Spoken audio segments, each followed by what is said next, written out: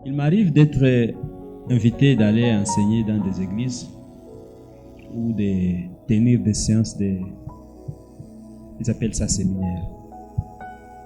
Séminaire ou formation ou enseignement, voilà. De tenir des périodes d'enseignement dans des églises sœurs. Et chaque fois quand vous terminez, vous faites l'appel à l'altar. Est-ce qu'il y a des gens qui voudraient accepter Jésus comme leur Seigneur et Sauveur pour la première fois? Le lundi, je vois les 3, 4, 5, 6, 7 personnes. On prie, on les met à la disposition de l'église pour les enseignements et l'affermissement. Demain, on fait l'appel. Les mêmes personnes. Les lendemains, les mêmes personnes. Et moi, je me pose la question, mais finalement, est-ce que c'est moi qui ne comprends pas ce qui se passe ou ce sont ces gens qui ont des problèmes?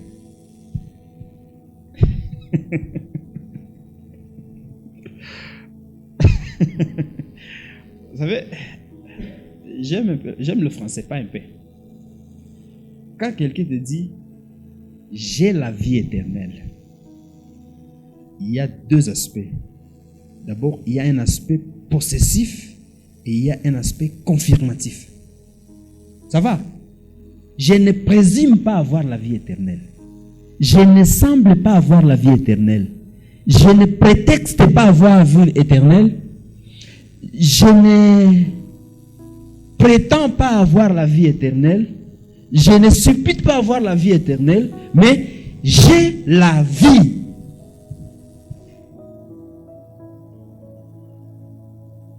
Beaucoup de gens ont du mal à comprendre cette affirmation.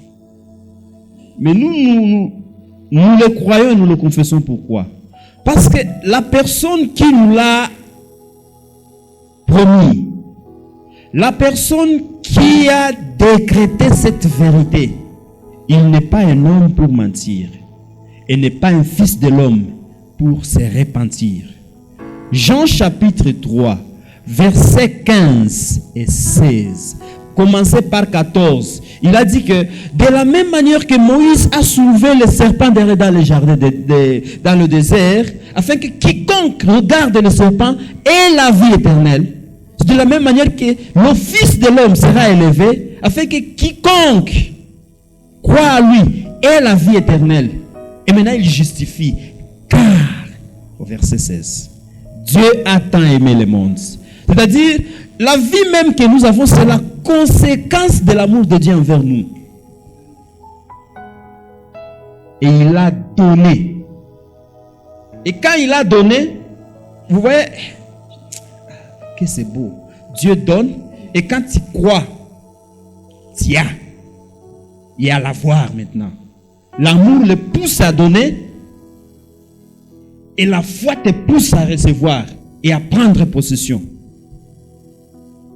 Pour simplifier cette équation de définition difficile, chaque fois quand vous aurez tout oublié, partout où vous serez, quand on parle de la vie éternelle, sachez que pour nous chrétiens, la vie éternelle, ce n'est pas un principe vital.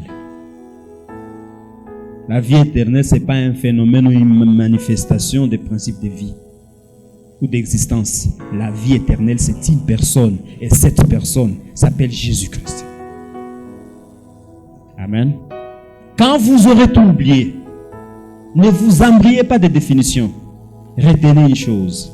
Nous avons la vie éternelle. Et cette vie éternelle est une personne. Cette personne, c'est Christ.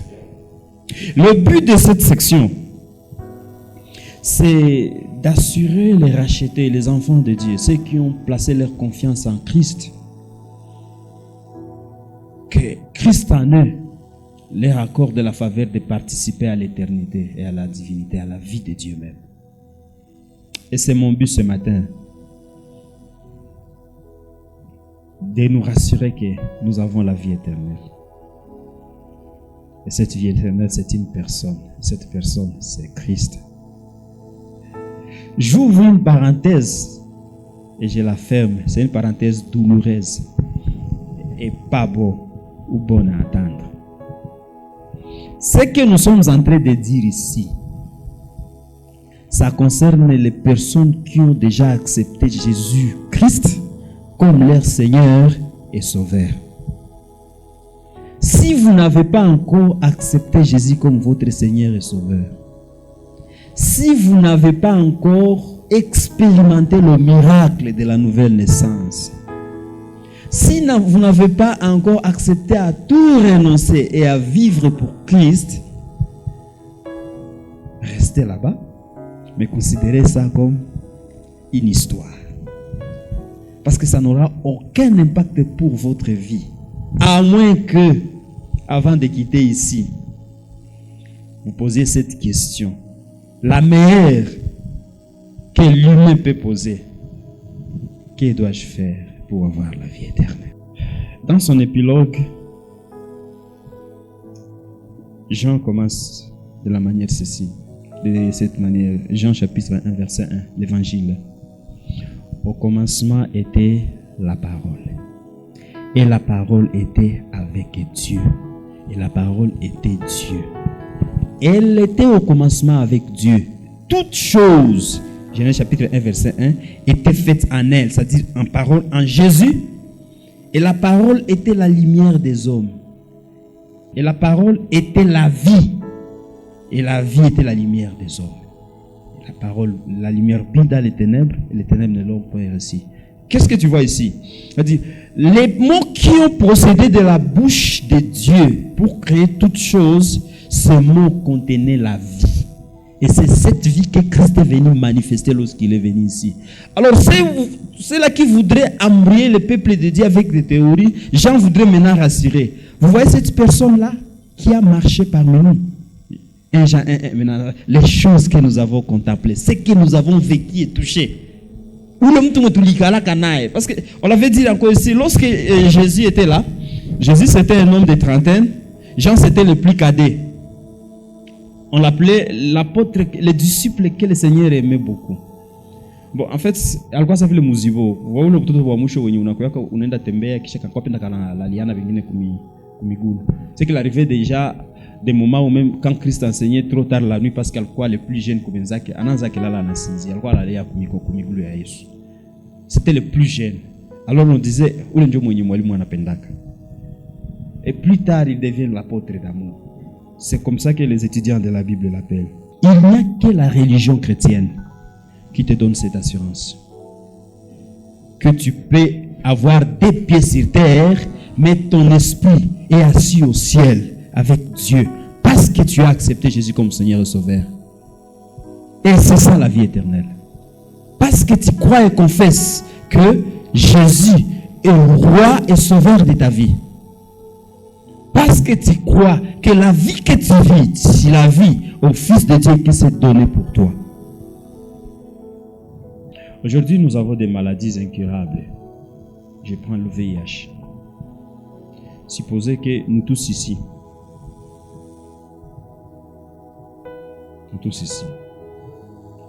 ou je prends monkeypox ou bien Ebola. Parce que Ebola automukisalmiana na mumbukiziana. Ça va? Supposez que Joel alikuwa na Ebola kisha siku yake ya kufanya protokoli anashima pale kumulango. Anakuwa anapokea moyo kusalimia na kupatia kale na kupa Biblia na hii. Kisha tukafika wakati maekipe ya wale wanakaa wanatafuta wanasema kuko ka contact ilienda Bagira. Alitoka Ibanda nda nasalimiana Bagira, mais ule mtu yuko na Ebola umtafute.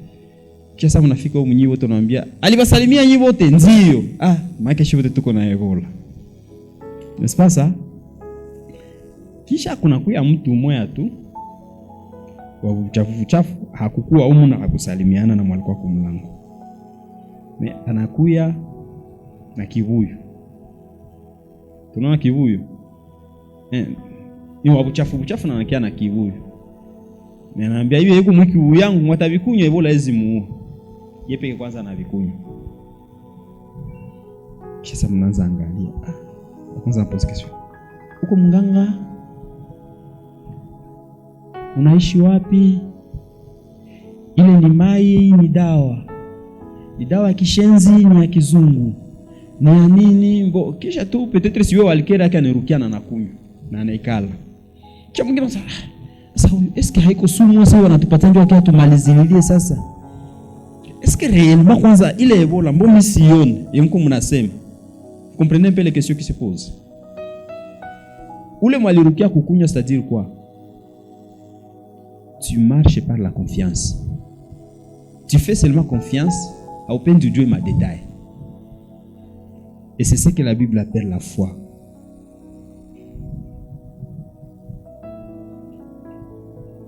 Même exemple.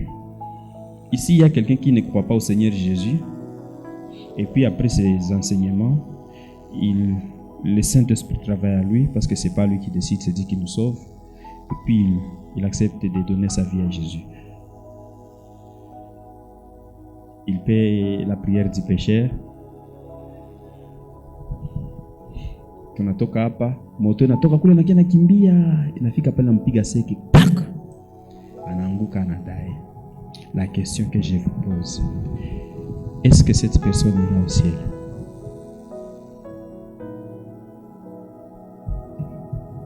Vous savez pourquoi beaucoup ont du mal à me répondre?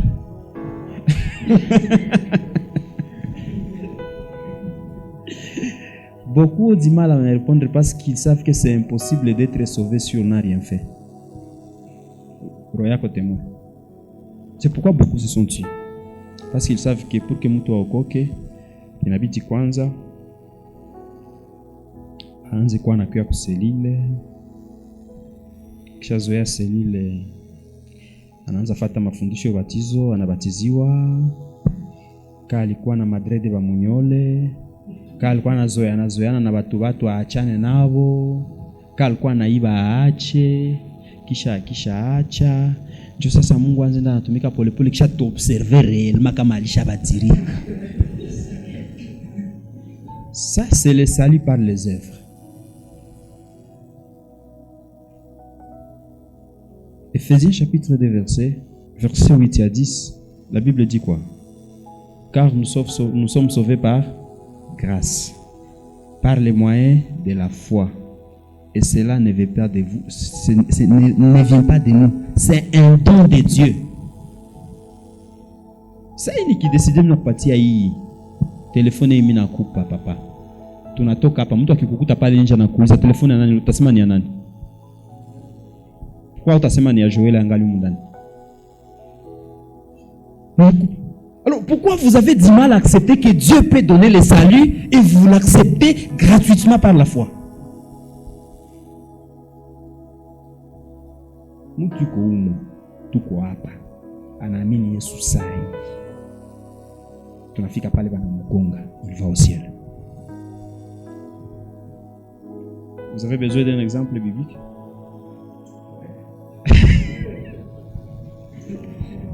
Jésus est sur la croix. Quelqu'un lui dit, Bwana, usinisahau mfalme wako. Yesu alimwambia nini? Ukianzia pale mnabiaribisha. Amen. Amen. Je te le dis. Aujourd'hui. Muna maana ya amen? Hein? Qu'il en soit ainsi. Qu'il en soit ainsi aujourd'hui. C'est ce que Jésus a dit. C'est qu'il confirme, hein?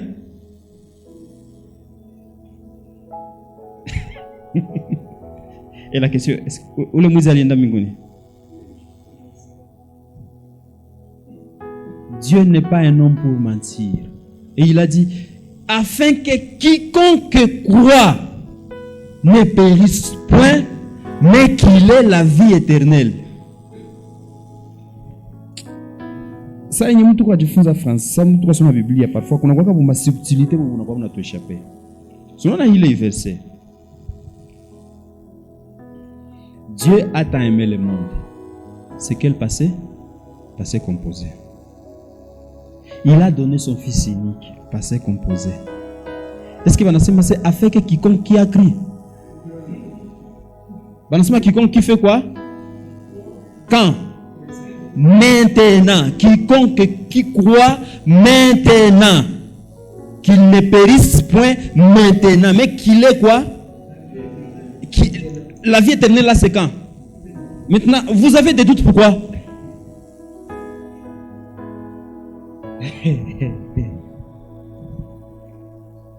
J'aime un cantique. Le Nyimbo za wokovu. Ces gens avaient des... Baba balikuwa na confiance mo maneno ya Mungu tunakwambia sema nina uzima wa milele na tumaini ni imara. Kwamba mbinguni nitaona Yesu. Iko mwili, mais nakwambia yeye j'ai la vie éternelle et une espérance ferme que je verrai Jésus au ciel. Venez avec moi dans Galates chapitre 2 verset 20, page 763. J'ai été crucifié avec Christ. Ce n'est plus moi qui vis, c'est Christ qui vit en moi. Et ce que je vis maintenant dans mon corps, je le vis dans la foi au Fils de Dieu qui m'a aimé et qui s'est donné lui-même pour moi. C'est ça le fondement même de l'assurance que nous parlons ici. Sans la croix, nous ne pouvons pas espérer à la vie éternelle. Mais parce qu'il était une fois, le Fils de Dieu a été crucifié. Saint qu'il était, mais Dieu l'a fait devenir péché pour nous, désormais avec sa résurrection. La foi en lui nous donne la position d'être des justices de Dieu en lui. Posez-vous la question, comment inafikaka muko batu 10 banahubiri injili moya, fasi moya, lugha moya, munesikia mkondition moya, me batu 2 tu ndio banaokoka? Bale basaba bilikuwa ba 8. Il y a 3 raisons. Soit hayakuwa siku yenye Mungu alimdestina ataokoka. 2. Soit Roho Mtakatifu angali anatumika muye progressivement kwa wakati ya Mungu ataokoka. 3. Soit il n'est pas destiné au salut. C'est un fils de perdition. Ustafuta kupoteza wakati.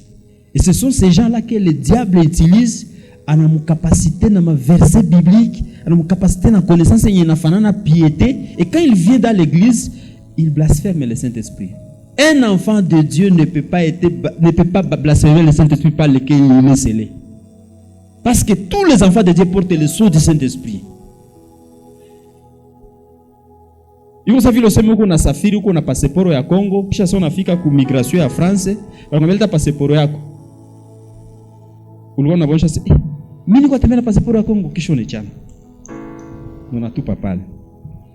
OK, tu continues comment? On va viser où? On t'identifie comment? Tu es une personne non autrement identifiée. Et ce sont les blasphémateurs aussi spirituellement, ils sont non autrement identifiés.